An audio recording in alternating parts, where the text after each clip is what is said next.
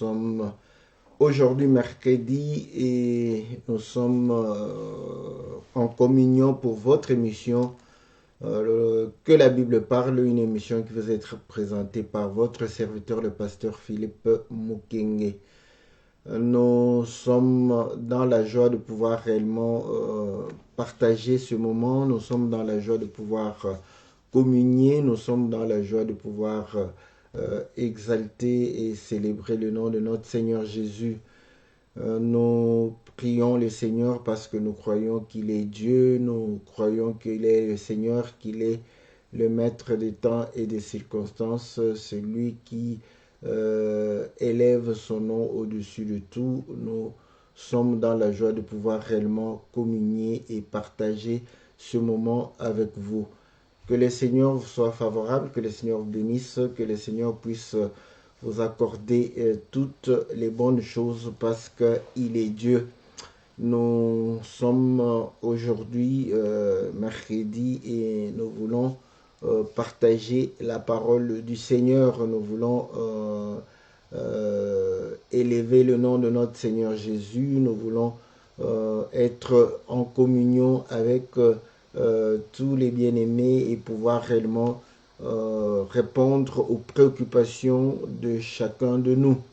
Votre émission Que la Bible parle est une émission qui répond à vos questions, une émission qui répond à vos préoccupations, une émission qui répond à vos problèmes parce que c'est une émission qui vous permet de pouvoir réellement glorifier le nom de notre Seigneur.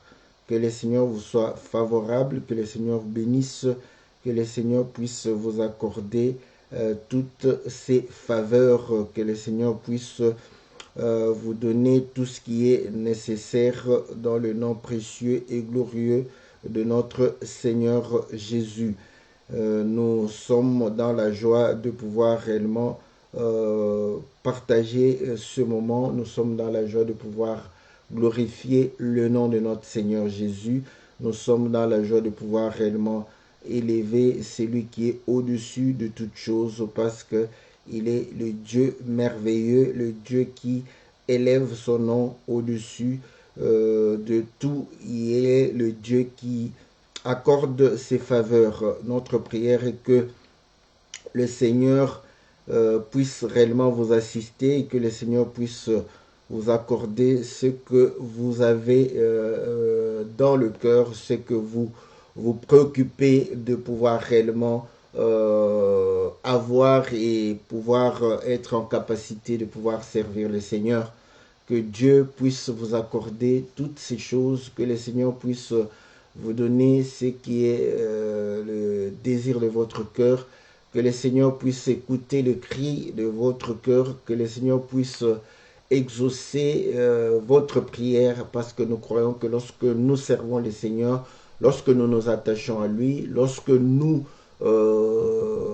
accomplissons sa parole, le Seigneur nous donne toutes choses, il nous accorde toutes ses faveurs, il nous donne tout ce qui est nécessaire à la vie de tous les jours, parce que nous croyons qu'il est le pourvoyeur et il est celui qui nous donne toutes choses pour la gloire de son nom. Bien-aimés dans le Seigneur, nous sommes dans la joie de pouvoir communier, nous sommes dans la joie de pouvoir élever le nom de notre Seigneur. Nous saluons notre bien-aimé Jean-Marie, nous saluons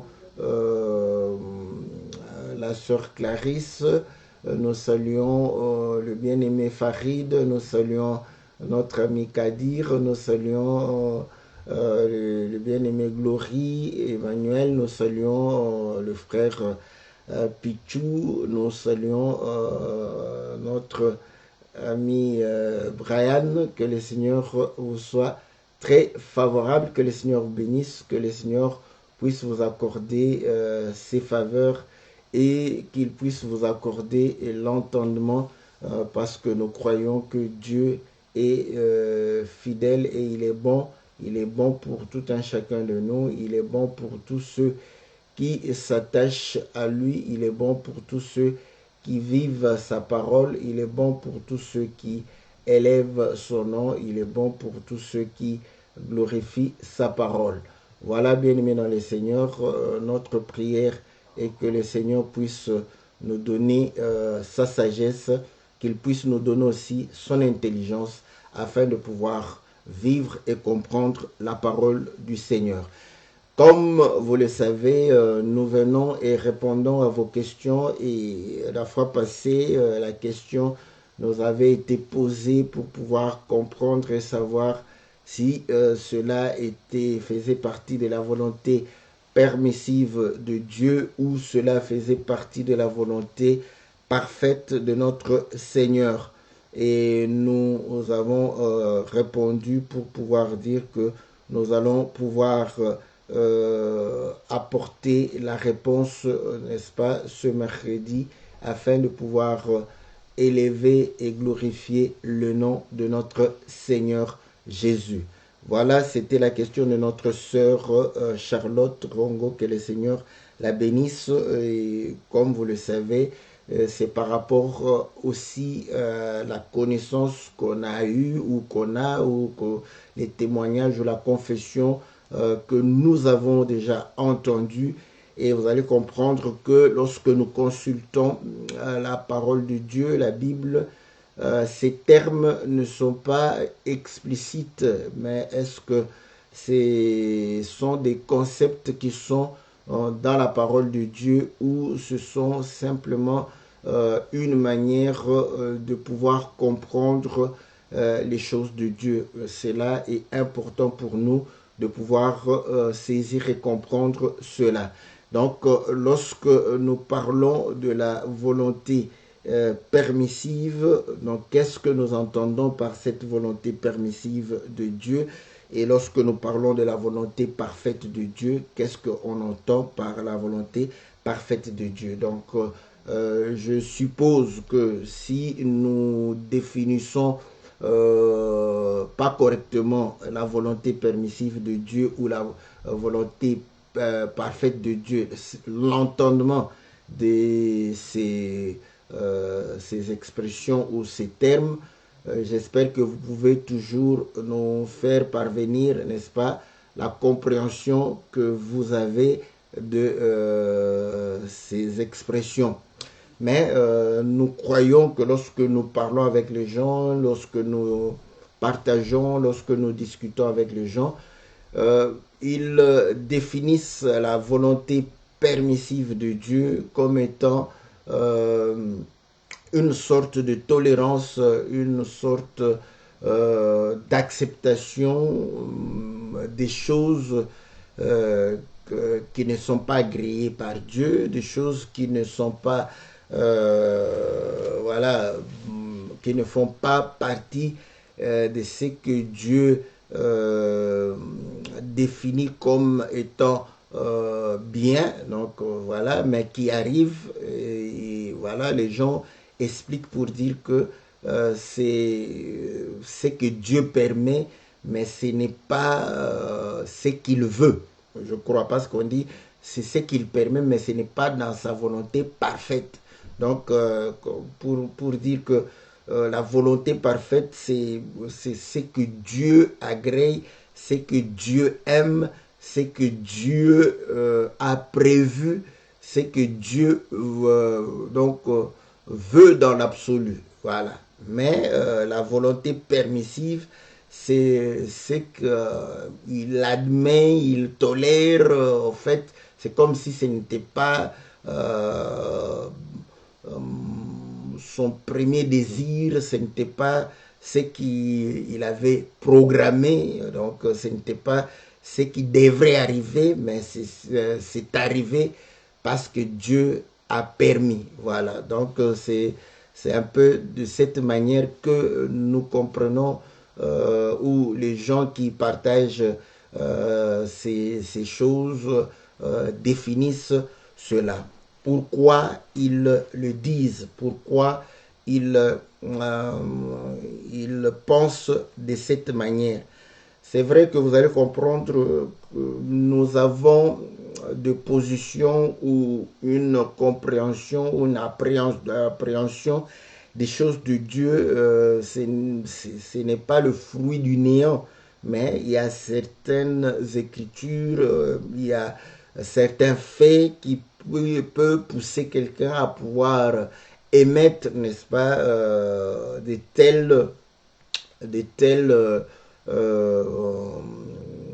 voilà, expressions ou avoir de telles positions. Voilà. Donc, je vais lire des écritures qui peuvent facilement voilà, permettre à quelqu'un de définir ou de déclarer que Dieu a une volonté qui tolère. Donc voilà, il y a des choses qui arrivent que Dieu tolère, que Dieu permet, mais qui ne sont pas les choses qu'il voudrait que cela arrive ou que cela puisse s'accomplir dans la vie d'un enfant de Dieu. Et c'est comme ça que nous disons le mal, le péché, la maladie, l'accident, bon, la souffrance, la mort. Généralement, les gens mettent ça dans une volonté permissive de Dieu. Parce que Dieu voudrait que nous puissions vivre, mais voilà, il y a quand même la mort. Il voudrait que nous soyons en bonne santé, mais il y a la maladie. Il voudrait que nous puissions être en sécurité, mais parfois il y a l'accident qui arrive. Il voudrait que nous puissions être dans le bonheur, mais il y a parfois la souffrance, il y a le malheur. Il voudrait que nous puissions vivre dans la sainteté. Cependant, voilà, il y a le péché. Donc voilà ce qui fait que nous puissions parfois déclarer que voilà, ça c'est ce que Dieu permet. Cela arrive, mais cela n'était pas vraiment dans sa volonté. Donc voilà pourquoi on dit que la volonté parfaite de Dieu, c'est voilà, tout en rose, voilà, c'est le paradis, c'est pratiquement cela, c'est que nous pouvons pouvoir réellement définir. Je lis une écriture de 1 Pierre chapitre 3, 1 Pierre chapitre 3, comme je viens d'énumérer les choses que nous mettons ou les hommes mettent dans la volonté permissive de Dieu. Je lis au chapitre 17. Je peux commencer même au chapitre 1 Pierre chapitre 3 au verset 15. Je commence au verset 15. Mais sanctifiez-vous, mais sanctifiez dans vos cœurs Christ le Seigneur, étant toujours prêt à vous défendre avec douceur et respect devant quiconque vous demande raison de l'espérance qui est en vous, ayant une bonne conscience, afin que là même où il vous calomnie, comme si vous étiez des malfaiteurs, ceux qui décrient votre conduite en Christ soient couverts de confusion. Car il vaut mieux souffrir si telle est la volonté de Dieu en faisant le bien qu'en faisant le mal. Voilà. Donc, vous voyez, il met une condition pour dire au conditionnel, si telle est la volonté de Dieu. Donc, comme si la volonté de Dieu est que nous ne puissions point souffrir. Normalement, c'est ça. Hein? Maintenant, on dit, bon, si telle est la volonté de Dieu, donc si Dieu permet de pouvoir souffrir, mais il faut souffrir, non pas pour en faisant le mal, mais il faut souffrir en faisant le bien. Ça, c'est une phrase qui peut nous amener à pouvoir définir cette volonté comme une volonté permissive. Et c'est comme ça qu'on peut prendre aussi l'exemple de Job pour dire que voilà, Dieu a permis, n'est-ce pas, au diable de pouvoir toucher Job. Mais maintenant, on se dit, mais est-ce que Dieu voulait véritablement que Job souffre? Non, Dieu ne voulait pas, c'est le diable qui a demandé, c'est le diable qui a voulu que Job puisse souffrir. Voilà des choses qui nous poussent à pouvoir faire cette différenciation. Et une écriture qui peut nous amener à comprendre quelle est la volonté parfaite de Dieu. Je prends l'écriture de Romains, chapitre 12. Romains, chapitre 12. Nous allons lire au verset Romains chapitre 12.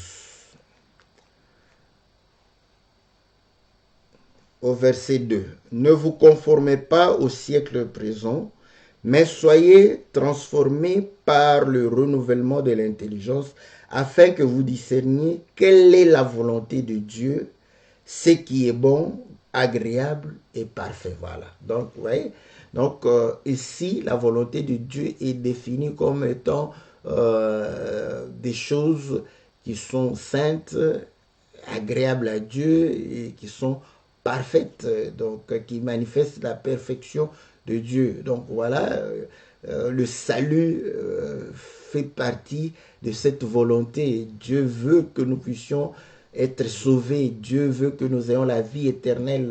Dieu, voilà, c'est ça. Ça, on définit, on dit que voilà, c'est ce que Dieu veut. Donc, quand j'ai la vie éternelle, c'est dans la volonté, et cette volonté est agréable à Dieu, ce qui est programmé, ce qui est voulu par Dieu.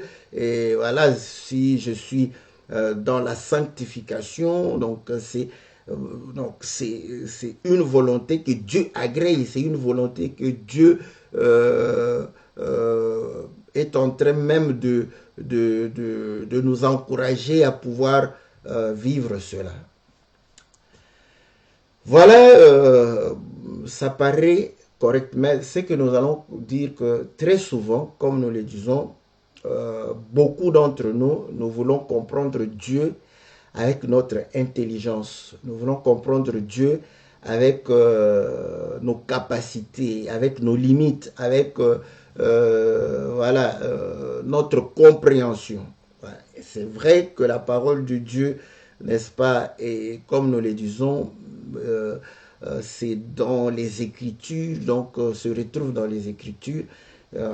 Et là, nous utilisons les mots et les mots ont un sens.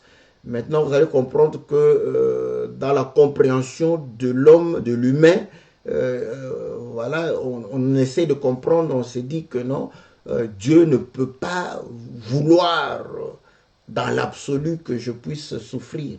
Dieu ne peut pas vouloir dans l'absolu que je puisse échouer.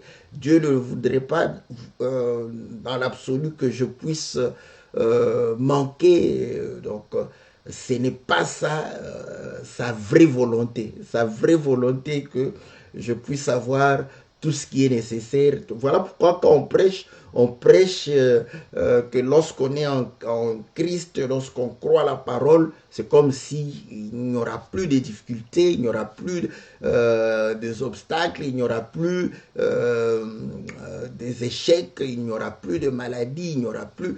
C'est exactement comme ça que la personne comprend. Maintenant, quand on se pose la question, mais pourquoi il y a la maladie, pourquoi il y a les échecs, pourquoi il y a la difficulté, pourquoi il y a des obstacles, pourquoi il y a voilà, des défaites, pourquoi on tombe parfois, pourquoi il y a le mal. Et quand on ne sait pas répondre à ces questions-là, c'est comme ça qu'on se dit. Mais pourquoi les gens le disent? Vous allez comprendre que les gens se sont posé les questions pour savoir mais d'où vient le mal. Bon, de manière simple, comme je dis toujours, quand vous êtes à l'école primaire, on peut vous donner des réponses qui sont simples par rapport à la compréhension, à la capacité de compréhension qu'on a. Donc, quand on pose la question d'où vient le mal, le mal vient du malin. Voilà, c'est pourquoi on l'appelle malin, parce que le mal vient de lui. Donc, de diable, voilà. Le mal vient de là. Ça, c'est plus simple, c'est plus facile. C'est plus facile à comprendre. Et humainement parlant, le mal vient d'où? Vous allez comprendre que nous avons tendance à voir que le mal vient d'ailleurs, pas de nous-mêmes. Très souvent, le mal vient de l'autre, voilà, pas de soi-même. Quand il y a l'échec, on s'incrimine difficilement. C'est la raison, les autres n'ont pas voulu, ils n'ont pas permis. Donc le mal, c'est difficile de pouvoir se dire que bon, le mal vient de nous. Parce qu'on veut être bien, on veut être bon. Voilà. Donc, mais cependant, ce n'est pas ça, c'est que la parole déclare. Nous allons essayer de retrouver l'écriture de Lamentation, n'est-ce pas? Vous allez comprendre que Jérémie s'est retrouvé dans des difficultés.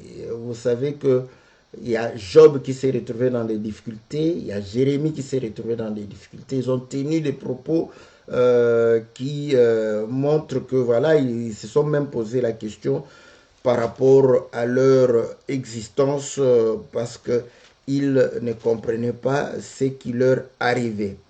Écoutez, nous allons vouloir lire les Écritures dans Lamentation chapitre 3. Donc Jérémie qui se trouve dans la souffrance, il va se poser les mêmes questions et il va répondre. Mais la réponse de Jérémie, c'est ce que nous essayons de pouvoir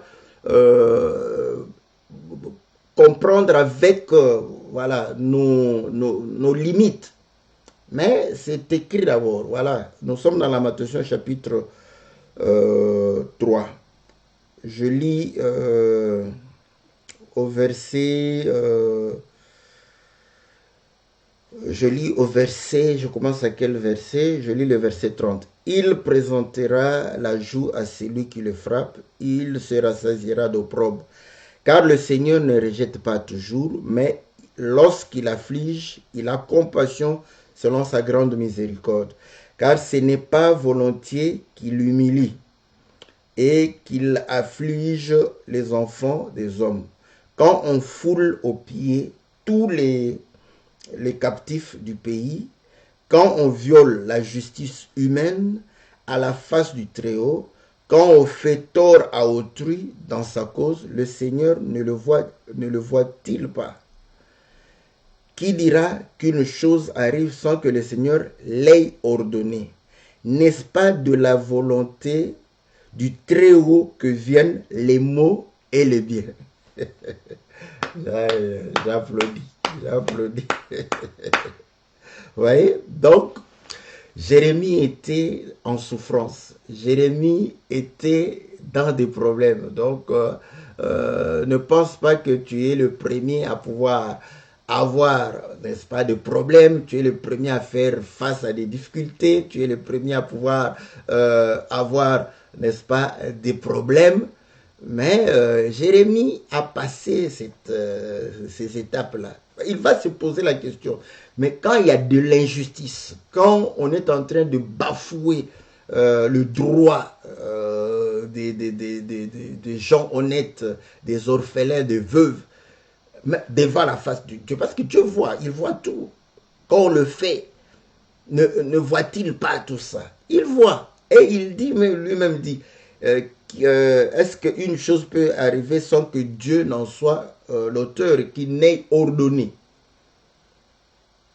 Il dit, n'est-ce pas de la volonté du Très-Haut que viennent les maux et les biens? Donc, c'est de la volonté du Très-Haut que viennent les maux et les biens. Ici, il n'a pas partagé, il n'a pas dit une volonté permissive, une volonté parfaite, mais on sait que c'est la volonté de Dieu. Dieu, c'est de sa volonté que viennent les maux et les biens. Donc, le mal, vous voyez, nous avions dit la réponse facile, le mal vient de Satan, du diable, du malin. C'est plus facile à pouvoir comprendre. Et là, on peut avoir beaucoup d'excuses. On peut avoir des excuses comme c'était dans le jardin d'Éden. Vous voyez, quand on a posé la question à Adam, il a dit, bon, c'est la femme. La femme dit, mais c'est les serpents. C'est plus facile de pouvoir rejeter la responsabilité, n'est-ce pas, à l'autre. Mais lorsque le mal vient de Dieu, on est conscient que le mal vient de Dieu. Tu ne vas pas rejeter la faute, n'est-ce pas, à Dieu. Tu ne vas pas te dédouaner parce que ce mal est venu de Dieu. C'est pourquoi je vous dis, la compréhension de la parole de Dieu nous aide à avoir des attitudes ou des comportements qui puissent nous permettre d'accomplir, n'est-ce pas, la parole de Dieu ou la volonté de Dieu. Ouais? Quand on comprend ces choses, on ne va pas fuir ses responsabilités. Quand on comprend ces choses, on ne va pas rejeter la faute à autrui. Quand on comprend ces choses, on ne va pas pouvoir s'excuser à tout moment. Vous comprenez? Si vous comprenez que le mal vient de Dieu, parce que les gens se posent la question, mais le mal vient de Dieu, Dieu est bon, comment le mal va venir de lui? Mets d'abord à côté ce raisonnement. Quand tu comprends que ce mal ici vient de Dieu, l'échec que j'ai connu, c'est Dieu qui a ordonné. Tu ne vas pas te justifier, tu ne vas pas, parce que c'est Dieu, on ne se justifie pas devant Dieu. Tu ne vas pas te dédouaner, tu ne vas pas te dire que non, je ne suis pas responsable. Tu sauras que non, comme cela vient de Dieu, donc la faute est de mon côté.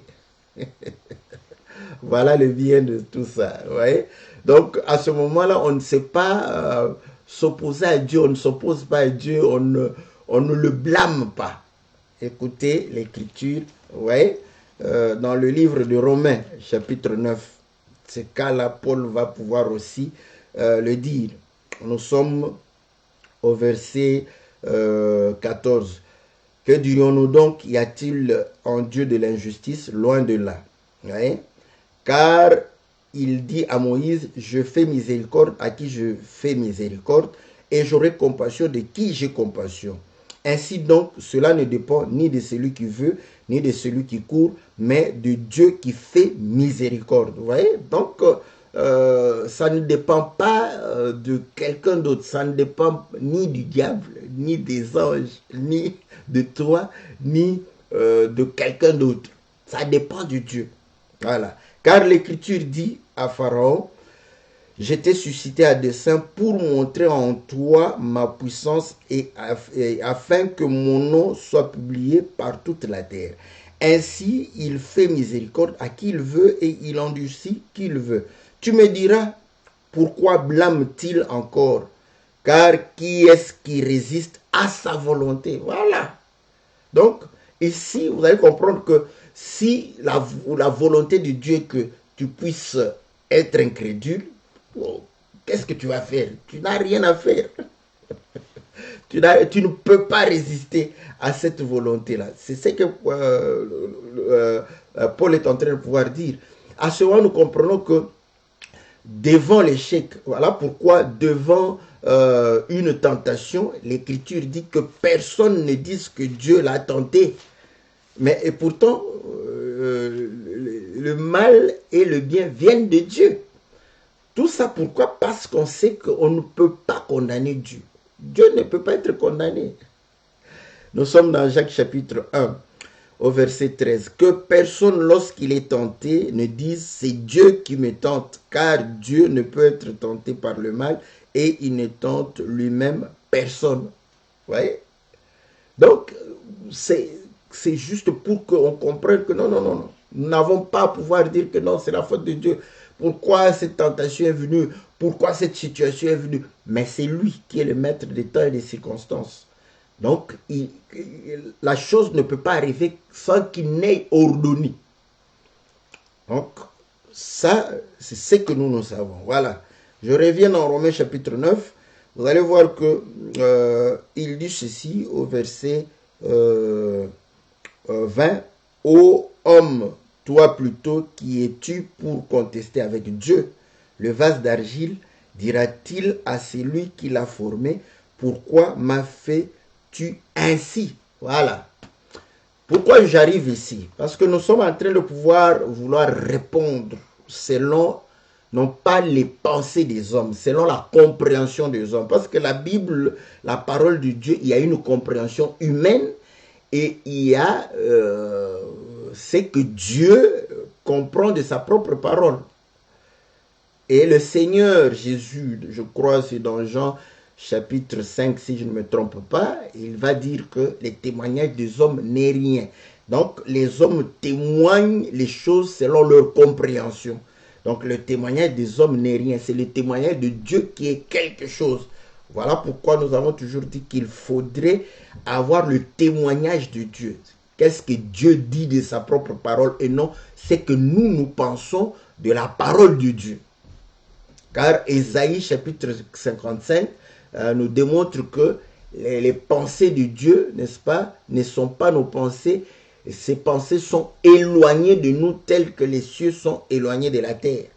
Donc, pour comprendre que ce n'est pas avec la pensée humaine. La pensée humaine, le Seigneur, dans Matthieu chapitre 16, va dire à Pierre, arrière de moi, Satan, à cause des pensées humaines. Donc, voilà pourquoi nous traitons la pensée humaine comme étant satanique. Ce n'est pas nous.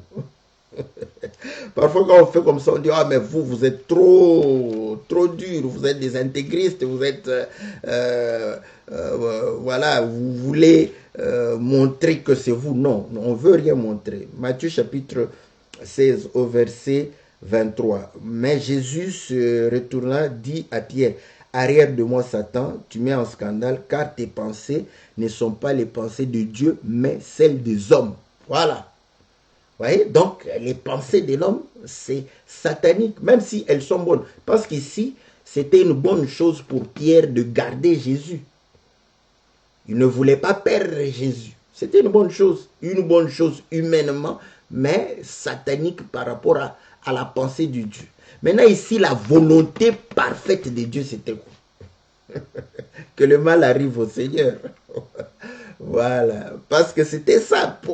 Le Seigneur est en train de montrer, non, non, ce que tu es en train de dire là, ce n'est pas la volonté de Dieu. La volonté de Dieu est que je meure. Mais toi, quand tu meurs, tu dis que c'est que Dieu permet. Mais ici, le Seigneur est en train de revendiquer, non, la mort, sa mort fait partie de la volonté parfaite de Dieu. Bon, sauf ta mort. Ta mort fait partie de la volonté permissive de Dieu. Donc Dieu permet ta mort, mais ce n'est pas dans la volonté parfaite de Dieu. Mais la mort de Jésus est dans la volonté parfaite de Dieu. Voilà. Donc, c'est là où nous comprenons qu'il faut comprendre les choses de Dieu par rapport à Dieu lui-même. Écoutez. Donc, vous allez comprendre que les mots viennent de Dieu et le bien vient de Dieu aussi. Là, donc, quand le mal t'arrive, tu n'as à incriminer personne. Tu n'as qu'à pouvoir prendre tes responsabilités et consulter Dieu pour pouvoir, voilà, t'en sortir par rapport à cette situation. Job lui-même a déclaré, Dieu a donné et Dieu a repris. Vous voyez? Donc, vous allez voir que les gens qui étaient dans des problèmes, ils ont compris que tout cela venait de Dieu. La mort des enfants de Job, Job a compris que cela venait de Dieu. Comme nous avions dit ceci, c'est là où nous allons pouvoir prendre une écriture. Parce que les gens croient que les situations qui sont les leurs, quand les difficultés arrivent, quand la détresse arrive, quand les persécutions arrivent, quand le mal arrive, donc c'est ce que Dieu permet. Mais lisons l'écriture dans le livre de Psaume, n'est-ce pas? Psaume 139. Psaume 139.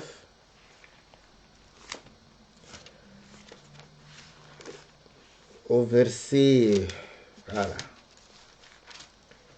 c'est une écriture connue. Psaume 139, le verset,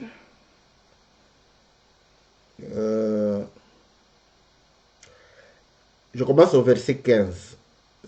Il dit ceci, mon corps n'était point caché devant toi. Lorsque j'ai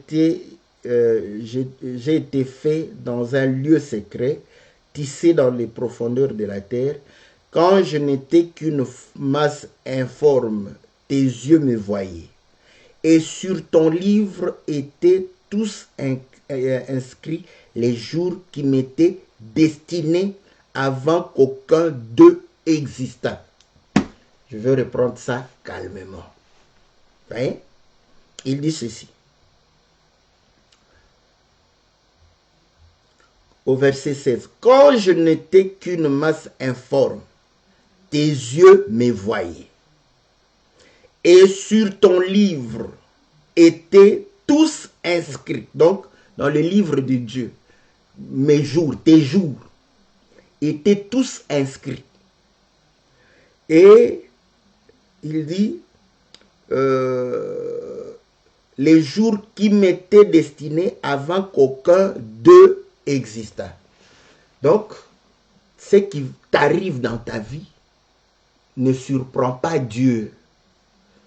Ne surprend pas Dieu. Donc, Dieu n'est pas surpris. Voilà pourquoi vous allez comprendre que l'homme qui est surpris, l'homme qui voit que ce sont des imprévus, voilà, il appelle les imprévus, les choses qu'il n'avait pas programmées, les choses auxquelles il ne s'attendait pas. Il appelle ça, voilà, c'est une permission de Dieu. Dieu a permis, ça ne devrait pas être. C'est ça, c'est que, vous voyez, vous avez une fille qui, voilà, vous dit que non, moi je veux épouser tel homme. Vous ne voulez pas de cet homme-là. Mais bon, comme ce n'est pas vous qui allez vous marier à cet homme, c'est elle qui va se marier. Elle insiste, elle fait des problèmes, elle fait... Après, vous dites, bon, voilà, je ne suis pas d'accord, mais j'autorise. Voilà comment on a pris Dieu, ce Dieu-là, qui a une volonté d'autorisation au moment où il ne voudrait pas que les choses aillent dans ce sens, mais il autorise parce que voilà, les hommes sont incrédules, les hommes ne comprennent pas, les hommes sont têtus. Bon, il permet que les choses arrivent comme ça. Ce Dieu-là, c'est un homme humain. Ce Dieu-là a les mêmes capacités que les hommes. Voilà. C'est comme ça que on peut dire, voilà, je ne voulais pas ce mariage, mais j'ai permis parce que ma fille ou bien mon fils m'a forcé de pouvoir le faire. C'est comme ça que les gens prennent leur pensée, leur façon de raisonner, leur façon d'agir, ils prêtent ça à Dieu. Parce que tu ne savais pas, tu ne sais pas quel homme ta fille va t'amener, tu ne sais pas quelle fille, quelle femme ton fils va t'amener. Donc, cette femme ou cet homme-là peut ne pas te plaire. Bon, si tu ne veux pas de lui, mais bon, le fils insiste, la fille insiste, tu permets. Bon, comme tu vas dire, ok, nous les parents, vous allez chez les... comme c'est en Afrique, hein, même je crois, vous allez, on dit, bon, est-ce que les parents qui sont ici, sont-ils d'accord? Tu vas dire oui. C'est là où tu appelles, c'est une volonté permissive. J'ai permis, mais je ne voulais pas. Vraiment, si ça ne dépendait que de moi, j'allais dire non. Donc, ta volonté parfaite. C'est comme ça que les gens raisonnent. Mais tous nos jours, donc, rien ne surprend Dieu. Et donc, à ce moment-là, Dieu ne fait pas comme dans un brouillon, il a écrit, après il va effacer pour dire que voilà, bon, je permets quand même le mal lui arrive maintenant. Non, tous tes jours, le jour où tu vas connaître un accident, le jour où le malheur va t'arriver, le jour où tu seras dans des difficultés énormes, dans une incompréhension, le jour où voilà, tu seras devant une tentation. Dieu, tous tes jours sont écrits. Dieu les connaît, Dieu les voit, Dieu n'est pas surpris. Maintenant, vous allez me dire, est-ce que c'est sa volonté ou ce n'est pas sa volonté? Est-ce que c'est parce qu'il permet ou parce que quand vous dites permissif, c'est comme s'il y a eu contrainte. Parce que nous, les hommes, quand on est contraint, on permet. Voilà, c'est comme ça. Vous voyez, les gens pensent à la place de Dieu. Vous voyez, ça, ce n'est vraiment pas la volonté. Vous voyez, la volonté de Dieu, c'est que le pécheur ne meure pas, mais qu'il se convertisse. Mais le pécheur meurt quand même. Maintenant, ça, c'est quoi? Bon, c'est une volonté permissive. Non. Ne réduisons pas Dieu à notre niveau. Ne réduisons pas Dieu, n'est-ce pas, à nos raisonnements. Faisons un effort de voir les choses comme Dieu le voit. De pouvoir témoigner les choses telles que Dieu les témoigne. Vous allez comprendre que cette volonté permissive, c'est une façon polie de pouvoir refuser de croire que nos jours sont prédestinés.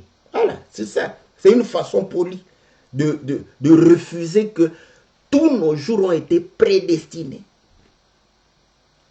C'est comme Dieu, bon, prenons Adam, parce que c'est là, prenons Adam. Ouais, la volonté parfaite de Dieu, c'était quoi? Qu'Adam vive éternellement. Et la volonté permissive, et bon, Adam a péché. Ok. Maintenant, laissons Adam à côté. Comment vous allez comprendre que Dieu puisse avoir un plan de rédemption qui ne fasse pas... le plan de la rédemption fait partie de la volonté, je crois, la rédemption fait partie de la volonté parfaite de Dieu. Mais pour racheter l'homme, l'homme devrait pécher.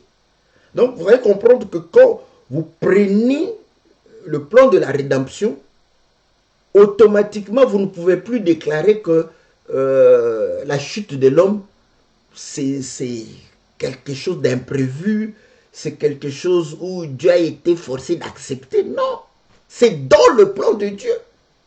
Mais il va être sauveur comment si l'homme ne chute pas, si l'homme ne tombe pas? Comment il va pouvoir être apporter le salut si il n'y a pas, n'est-ce pas, le péché, il n'y a pas la mort? Donc vous allez comprendre que tout ça va tomber. Donc c'est par accident que Dieu est devenu sauveur. C'est par contrainte qu'il est bon. Écoutez, dans Genèse chapitre 15, hein, vous allez voir que c'est dans la volonté de Dieu. Moi, je dirais que c'est dans la volonté, comme on utilise la volonté parfaite de Dieu. C'est dans sa volonté parfaite. Genèse chapitre... Je ne prends que cet exemple-là, il y a beaucoup d'exemples qu'on peut prendre et démontrer.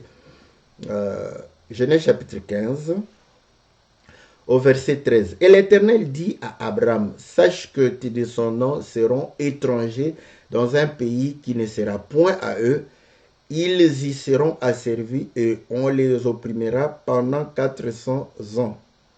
Ici, vous voyez, ce n'est pas, il permet, il sait, il lui dit, sache, je te le dis, parce que Dieu le savait, qu'ils vont aller en Égypte, ils vont être opprimés là-bas. Maintenant, est-ce qu'ils voulaient de leur propre gré aller en Égypte? Non. Lisez la Bible, vous allez voir que ce n'est pas par leur volonté. Et Dieu, comme il regarde, il dit, bon, Israël veut aller en Égypte. Bon, maintenant, bon, ça va, bon, j'accepte qu'ils aillent en Égypte. Non, non, non. Dieu va lui-même, parce qu'il est le maître des temps et des circonstances, il va créer une famine. C'est Dieu qui va créer ça pour forcer Israël à descendre en Égypte. Ça, vous allez dire quoi? C'est volonté permissive, volonté pas.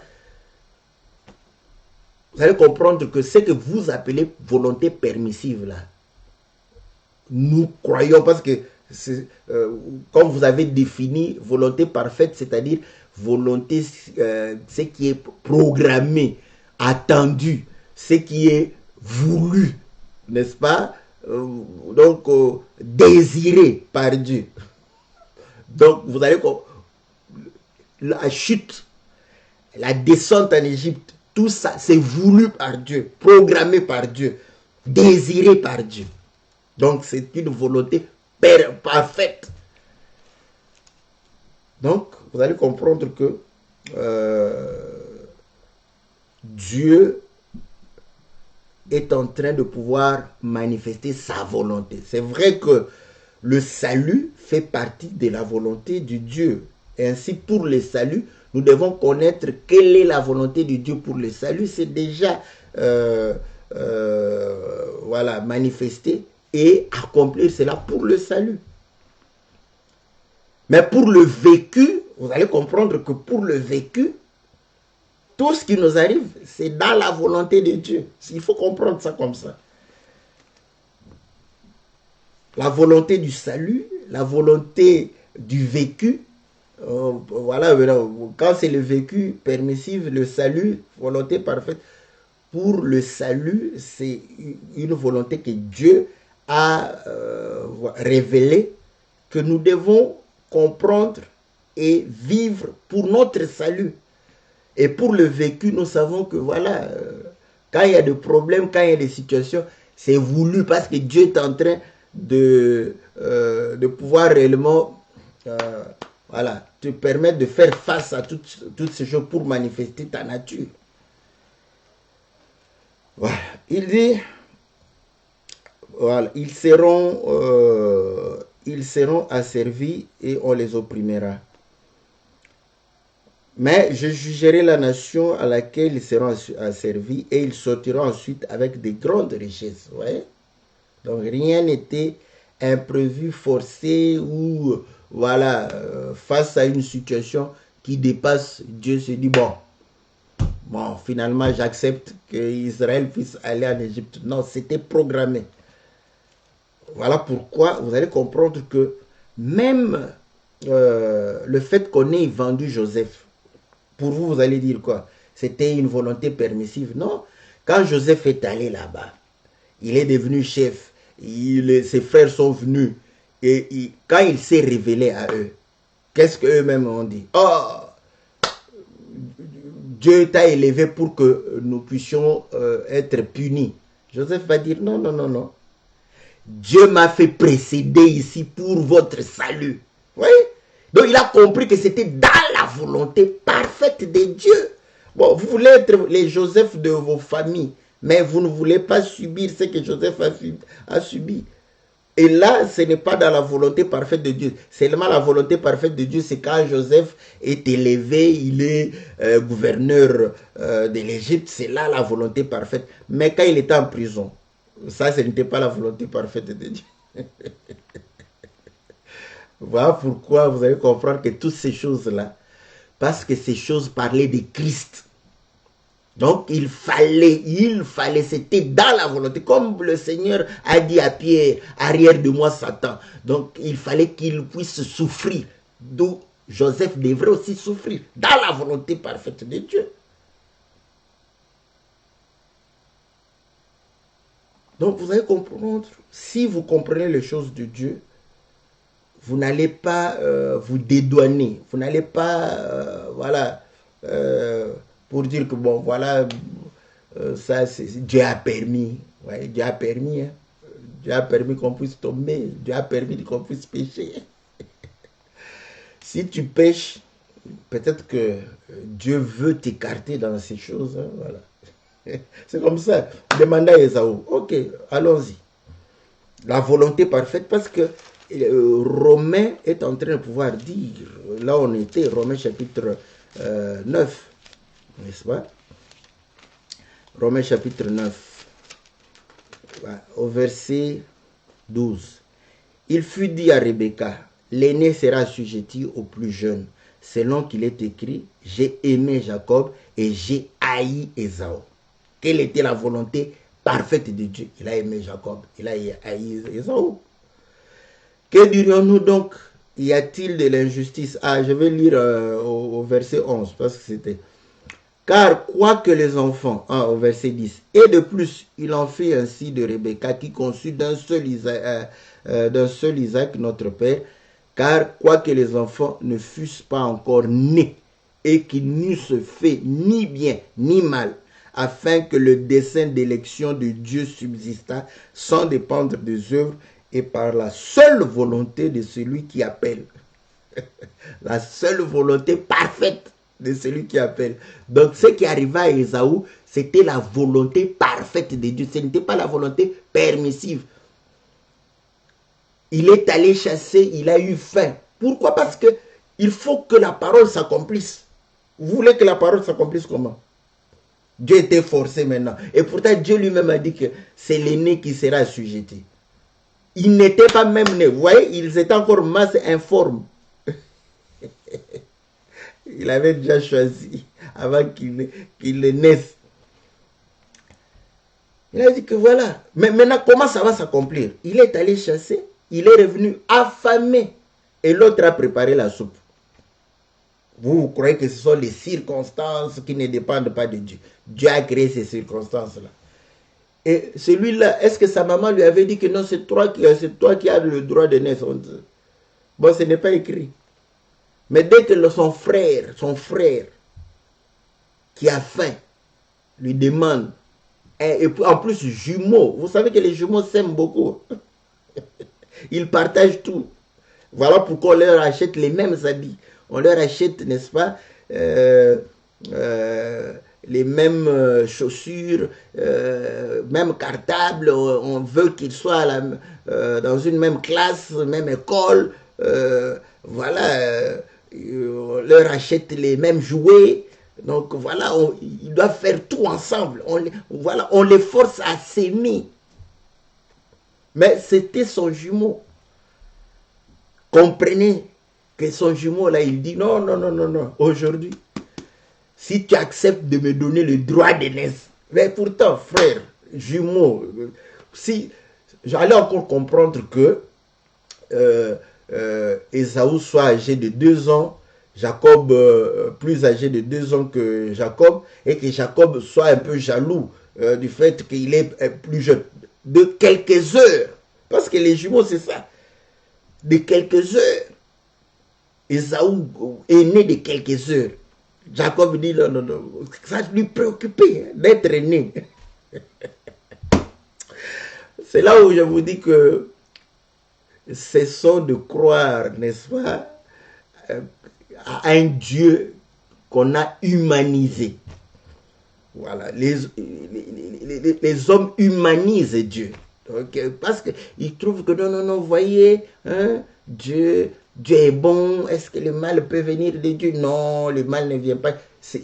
Il permet seulement, il permet. Ce langage-là les console pour dire que voilà. Mais n'avez-vous pas lu que Dieu envoya un esprit mauvais, hein, dans Saoul? Et l'Écriture dit un esprit mauvais venant de Dieu. Ça troublait certains disciples d'un prophète du temps de la fin qui est en Afrique là-bas. Ils ont dit non, non, non, non, brûlez toutes les Bibles de Louis II, brûlez-les. Un mauvais esprit ne peut pas venir de Dieu. Ça les a troublés. Parce que pour eux, voilà, ça ne peut pas venir de Dieu. Le mauvais esprit, ça ne peut. Mais bon, au commencement, Dieu était seul.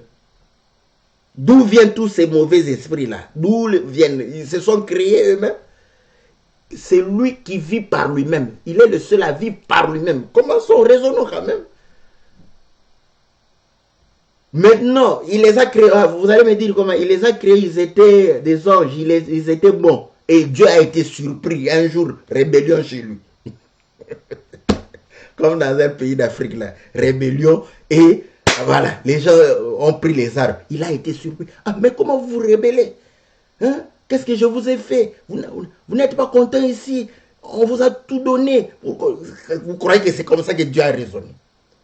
Il le savait depuis. Quand il les a créés, il savait ceux-ci vont se rebeller. Vont se rebeller. Et je vais faire des choses pour qu'ils se rebellent. Dieu fait cela sans être fautif. Hein? C'est ça le problème. Parce que toi, quand tu le fais, tu es fautif. Pas Dieu. Parce qu'on n'a pas le temps de pouvoir réexpliquer encore tout ceci. Ouais. Voyez, c'est Aman qui a voulu tuer les Juifs. Son élévation l'a conduit dans la ruine. C'est ça. Est-ce que c'est mauvais? Dieu a élevé. Est-ce que c'est mauvais d'élever? Non, il élève. C'est pourquoi aussi beaucoup de gens, Quand Dieu les élève, est-ce que Dieu est fautif quand il t'élève? Mais quand il comprend que toi, en toi, il y a l'iniquité, il va t'élever pour que cette iniquité soit manifeste et puis tu vas chuter. C'est comme ça qu'il fait. Bon, voilà comment les choses devraient être. Donc, quand on comprend ces choses, vous allez comprendre que tout ce qui nous arrive, c'est dans la volonté de Dieu. Maintenant, quand tu comprends ces choses, voilà pourquoi l'Écriture dit que tout concourt au bien de ceux qui aiment Dieu. Donc, le malheur qui nous arrive, la souffrance que nous avons, c'est pour notre bien. C'est dans la volonté de Dieu, parfaite pour notre bien. Donc, vous voyez, l'objectif, c'est notre bien. Donc, il n'y a rien de... Voilà. Non, ce n'est pas négatif chez nous, tout est positif. Voilà.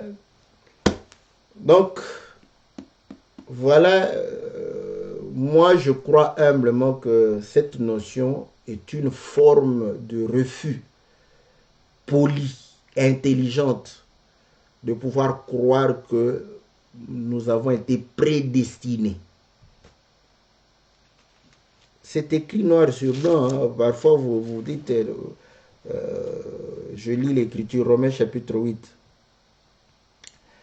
au verset 28. Nous savons du reste que toute chose concourt au bien de ceux qui aiment Dieu et de ceux qui sont appelés selon son dessein, selon sa volonté parfaite. Car ceux qu'il a connus d'avance, il les a aussi prédestinés à être semblables à l'image de son Fils, afin que son Fils fût le premier-né entre plusieurs frères. Ceux qu'il a prédestinés, il les a aussi appelés. Voilà pourquoi il nous a, parce que nous avons été prédestinés. Voilà pourquoi nous devons rencontrer l'appel de Dieu. Et quand tu rencontres l'appel de Dieu, comme ton cœur a été prédestiné, tes oreilles ont été prédestinées, tu vas entendre le jour où, voilà, tu dois entendre la voix de ton berger. Tu entendras. Que les gens le veulent ou non, tu entendras. Que tu écoutes quelqu'un d'arrogant, de brutal, mais qui te dit les choses vraies, tu entendras. Que tu écoutes quelqu'un de calme, de posé, de tolérant, de doux. Hein? Si c'est ton jour, tu entendras. Que tu écoutes quelqu'un d'éloquent.